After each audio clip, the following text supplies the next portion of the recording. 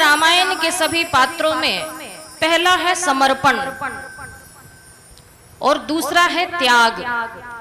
ये त्याग और समर्पण आपको महाभारत के काल में नहीं नजर आएगा, तब भी वेदों वाला युग है और ये राम भी वेदों वाला युग है। लेकिन राम के राज्य में, राम के जीवन में समर्पण और त्याग की आपको पराकाष्ठा नजर आएगी। कैसी पराकाष्ठा? यहाँ पति पत्नी में समर्पण है, दोनों में से किसी में अहंकार नहीं है, किसी को अपनी विद्वता पे नहीं, किसी को अपने रूप पे नहीं, किसी को अपने ऐश्वर्य पे नहीं। या पति है तो उसके जीवन में भी बोलो अभिमान नजर नहीं आता दूर दूर तक। पूरी रामायण पढ़िए तो राम और रावण में बस एक ही विशेष अंतर निकल के आती है। अगर ऐतिहासिक दृष्टिकोण से देखा जाए और राजा राम रावण की तुलना की जाए तो इतिहास को, पन्ने को पलट के आप देखना, रावण राम से कहीं अधिक ज्यादा हर क्षेत्र में नजर आएंगे आपको। लोगों ने रावण को सरेआम बदनाम कर दिया इतिहास के पन्नों में, लेकिन मैं कहती हूँ आज के समय तो रावण भी नजर नहीं आता समाज में। कैसा रावण था? अगर इतिहास के पन्नों को आप पढ़ें तो कहते हैं राम अगर सुंदर थे, देख के किसी का मन आकर्षित करने की क्षमता अगर राम के पूरे व्यक्तित्व में था तो रावण के व्यक्तित्व में भी कोई कमी बोलो नहीं थी। बहुत ही उत्तम प्रकृति का रावण था। कहा कि अगर बल की तुलना की जाए तो राम जितने बलवान थे तो रावण भी बोलो कम शक्तिशाली नहीं था। अगर विद्वता की बात की जाए तो राम से ज्यादा विद्वान रावण था उस समय। कैसे? भगवान श्री राम खुद ही वहां पे बोलते हैं, जब रावण मृत्यु को प्राप्त हो रहा है तो भगवान श्री राम अपने छोटे भाई लक्ष्मण से कहते हैं, लक्ष्मण हे अनुज जाओ उस देवता के दर्शन करके आओ, इस संसार का सबसे बड़ा विद्वान इस संसार से विदा हो रहा है। इसलिए कहा दशानन, जिसने 10 शास्त्रों को पढ़ा था, घोला था, शास्त्रों का मर्मज्ञ था रावण। पता चला राम जैसा विद्वान रावण भी था, राम जैसा बलिष्ठ रावण भी था। अगर राम के पास अयोध्या जैसी नगरी थी तो देखना रावण के पास स्वर्णमयी लंका थी। किसी क्षेत्र में रावण राम से कम नहीं था। लेकिन एक ही गुण अवगुण थे जो राम और रावण को इतिहास में पूजित करते हैं और इतिहास में बोलो बदनाम भी करते हैं। भगवान श्री राम के जीवन में निरभिमानिता थी, जिसकी व्याख्या महर्षि देव दयानंद अपने शास्त्रों में कहते हैं कि व्यक्ति को कैसा होना चाहिए। तो लिखते हैं प्रत्येक व्यक्ति को निरभिमानी होना चाहिए, अर्थात अहंकार शून्य होना चाहिए। राम में निरभिमानिता है और रावण में अहंकार। बस एक ही अवगुण रावण में था। एक अवगुण ने रावण को इतिहास में ऐसा बदनाम किया कि संसार में कोई अपनी संतान का नाम बोलो रावण रखना नहीं चाहता। लेकिन आज घर घर भगवान श्री राम की पूजा हो रही है। कहा ये रामायण त्याग और समर्पण का क्षेत्र है। और जब हम अपने घरों को देखने की कोशिश करते हैं, खंगालने की कोशिश करते हैं, रिश्तों को हम खंगालने की कोशिश करते हैं, तो पता चलता है आज हमारे संबंधों में से समर्पण समाप्त हो गया है। हो गया नहीं हो गया? आज हमारे संबंधों में त्याग समाप्त हो गया। ये रामायण का काल है जहाँ पे भाई भाई के लिए त्याग कर रहा है, पत्नी पति के लिए त्याग कर रही है और पति पत्नी के लिए त्याग कर रहा है। ये रामायण है जहाँ पे बहू के लिए सास त्याग कर रही है और सास बहू के लिए त्याग कर रही है। ये रामायण है जहाँ पिता पुत्र के लिए त्याग कर रहा है और पुत्र बोलो पिता के लिए त्याग कर रहा है। रामायण का स्वाध्याय हम लोगों ने छोड़ दिया, वेदों का स्वाध्याय हमने छोड़ दिया और वेदों को पढ़ने वाले भगवान श्री राम और श्री कृष्ण की जीवनी को सुनना और सुनाना छोड़ दिया। और उसका सबसे दूषित परिणाम निकल के आया कि आज हमारी संतानें ही समय पे हमारी बोलो बनके नहीं रहती। आज हमारी संतानें हमसे दूर होती जा रही हैं विचारों से, व्यवहारों से, और इसका दुष्परिणाम देखने को मिलता है जब घर टूटते हैं, बिखरते हैं, रिश्ते टूटते और बोलो रिश्ते बिखरते हैं। अगर रिश्तों को समेटना है, अपने संबंधों को समेटना है, संबंधों में प्रेम और विशालता लानी है आपको, तो मैं कहूंगी इस रामायण से त्याग और समर्पण जरूर सीखना। और ये रामायण से त्याग और समर्पण अगर हमारे जीवन में नहीं आया तो याद रखना अहंकार रावण का भी कभी नहीं रहा है, ना रहेगा। इसलिए कवि ने बहुत सुंदर कहा, और क्या कहा कि न भटको इस कदर एक दिन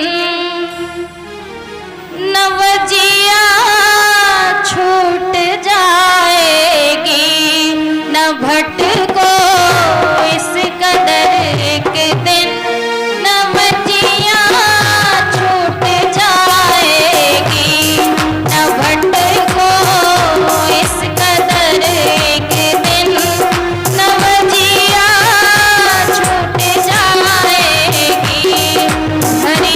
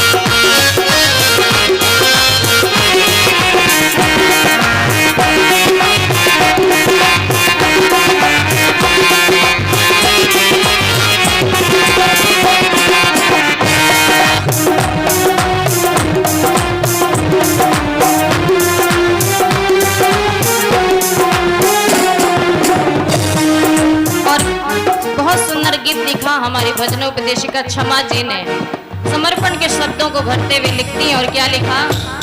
क्षमा करे भजन प्रभु